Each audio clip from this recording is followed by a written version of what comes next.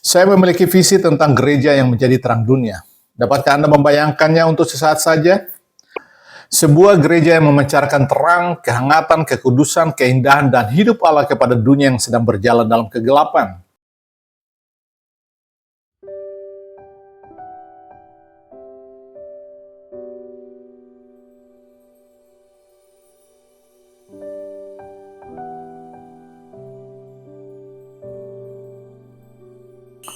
Hari ini kita akan membahas satu lagi pengajaran Yesus yang dicatat di Markus 4 ayat 21-25, yakni perumpamaan tentang pelita. Dan perumpamaan ini disampaikan langsung sesudah perumpamaan tentang penabur benih. Mari kita dengar dulu Markus 4 ayat 21-25 ini. Lalu Yesus berkata kepada mereka, "Orang membawa pelita bukan supaya ditempatkan di bawah gantang atau di bawah tempat tidur, melainkan supaya ditaruh di atas kaki dian. Sebab tidak ada sesuatu yang tersembunyi yang tidak akan dinyatakan, dan tidak ada sesuatu yang rahasia yang tidak akan tersingkap. Barang siapa mempunyai telinga untuk mendengar, hendaklah ia mendengar." Lalu ia berkata lagi, "Camkanlah apa yang kamu dengar. Ukuran yang kamu pakai untuk mengukur akan diukurkan kepadamu, dan di samping itu akan ditambah lagi kepadamu. Karena siapa yang mempunyai, kepadanya akan diberi, tetapi siapa yang tidak mempunyai, apapun juga yang ada padanya akan diambil daripadanya." Saya ingin juga menyajikan ayat-ayat yang sejajar di Lukas 8 ayat 16-18, supaya firman dari Yesus dapat disampaikan dengan lebih jelas lagi. Tidak ada orang yang menyalakan pelita lalu menutupinya dengan tempayan dan menempatkannya di bawah tempat tidur.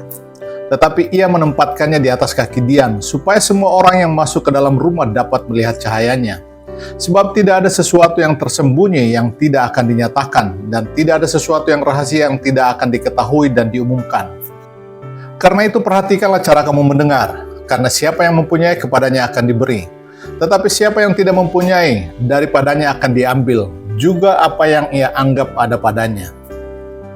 Saya memiliki visi tentang gereja yang menjadi terang dunia. Dapatkah Anda membayangkannya untuk sesaat saja? Sebuah gereja yang memancarkan terang, kehangatan, kekudusan, keindahan, dan hidup Allah kepada dunia yang sedang berjalan dalam kegelapan. Dapatkah Anda membayangkan gereja yang berfungsi seperti itu? Ketika matahari terbenam, keadaan menjadi gelap. Anda tidak akan dapat melihat warna-warna, sinar, atau apapun. Namun di pagi hari, bukalah jendela dan lihatlah. Sinar matahari membanjiri kamar Anda dan membawa sertanya keceriaan, kehangatan, dan keindahan di pagi hari. Jika Anda sedang memotret, maka Anda akan tahu bahwa ketika sinar matahari tidak ikut berperan, sekalipun Anda memakai kamera dan film dengan kualitas terbaik, hasilnya akan buram dan kurang warna.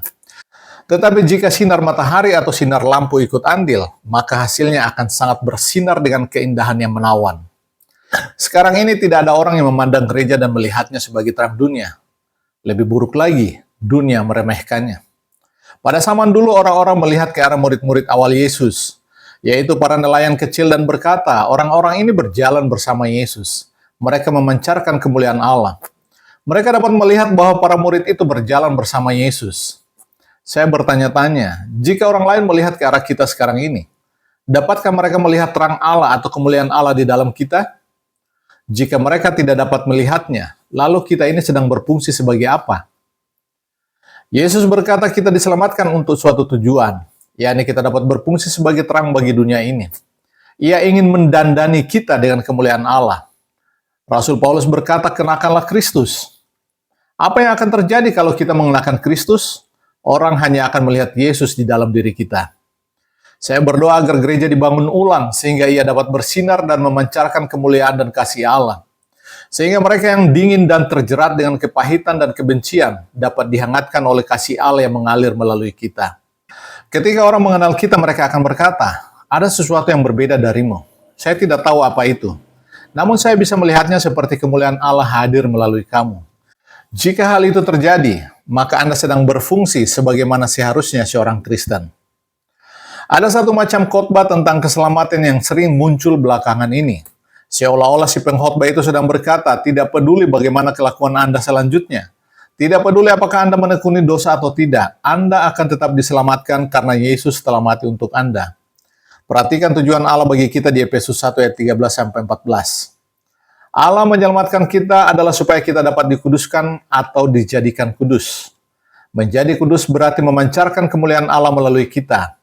Karena itu kita diperintahkan untuk mengenakan Yesus Kristus. Efesus 4 ayat 24. Ini bukan hanya sebuah saran atau ide, tetapi sebuah perintah. Paulus berkata, memang dahulu kamu adalah kegelapan, tetapi sekarang kamu adalah terang di dalam Tuhan. Sebab itu hiduplah sebagai anak-anak terang. Efesus 5 ayat 8. Itulah Injil yang harus dikhotbahkan. Injil yang dapat mengubah gelap menjadi terang, mengubah kebencian menjadi kasih, menjamah orang berdosa dan menguduskannya. Ambillah sebatang lilin kecil yang hanya memberikan sinar yang redup.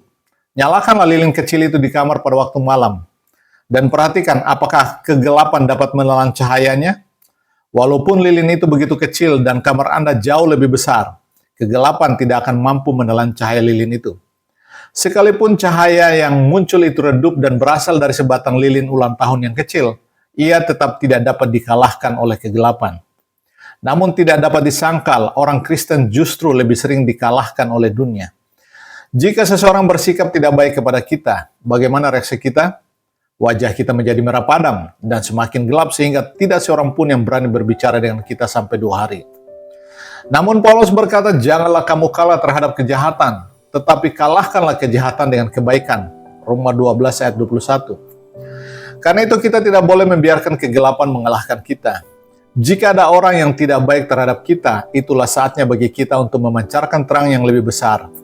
Karena terang akan menjadi semakin nyata saat berada di tengah kegelapan. Jika tidak ada orang Kristen di sekitar Anda, maka keberadaan Anda lebih dibutuhkan lagi di sana. Jika kantor itu dipenuhi oleh orang Kristen, apakah keberadaan Anda atau terang Anda dibutuhkan di sana? Jika sebuah ruangan dipenuhi oleh cahaya, masih perlukah diberi cahaya tambahan? Namun jika suatu ruangan tidak dapat cahaya, betapa berharganya sebuah cahaya yang bersinar. Pada saat orang menertawai atau menyinggung perasaan kita, apakah kita akan marah? Apakah sinar kita akan memancar? Jika kita marah dan mengancam balik, maka kita sudah dikalahkan oleh kegelapan, dan terang kita telah dipadamkan. Tidak peduli kegelapan itu berasal dari orang Kristen atau bukan, semua kegelapan itu sama saja. Bagaimana kita menjalankan fungsi sebagai terang, dan bagaimana supaya terang itu dapat memancar dengan kuat? Perumpamaan ini akan menjawab semua itu, dan pembahasannya akan kita bagi ke dalam 3 poin. Pertama, pelita itu sudah dinyalakan. Ini adalah suatu pernyataan yang berbicara tentang fakta. Tidak peduli apakah sinarnya kecil atau redup, pelita itu telah dinyalakan. Kedua, jika pelita itu sudah dinyalakan, apinya tidak boleh dipadamkan. Di sini kita akan memeriksa mengapa cahayanya tidak memancar, mengapa gereja tidak bersinar, apa penyebabnya. Dan ketiga, semakin kita memancarkan sinar, semakin terang jadinya. Jika kita tidak mau bersinar, maka kita justru akan kehilangan terang yang ada pada kita. Kita akan membahasnya di video berikutnya dengan tema pelita itu sudah dinyalakan. Yohanes 8 ayat 31-32. Jikalau kamu tetap dalam firman-Ku, kamu benar-benar adalah murid-Ku, dan kamu akan mengetahui kebenaran, dan kebenaran itu akan memerdekakan kamu.